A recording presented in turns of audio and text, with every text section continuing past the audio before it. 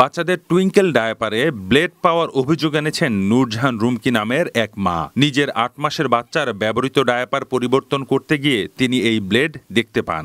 ৮ ফেব্রুয়ারি শনিবার দেয়া এক ফেসবুক পোস্টে ভুক্তভোগী মা রুমকি এই অভিযোগ জানান। শিশুদের খাবার রেসিপি গ্রুপে তিনি এই পোস্ট দেন।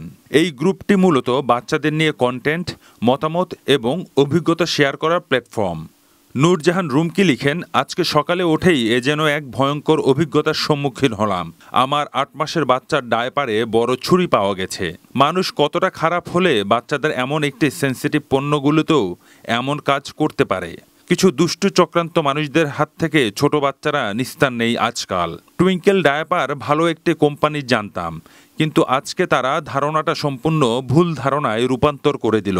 টুইঙ্কেল ডায়াপার থেকেই পেলাম এই বড় ছুরি। এজন্য এক ভয়ঙ্কর দৃশ্য।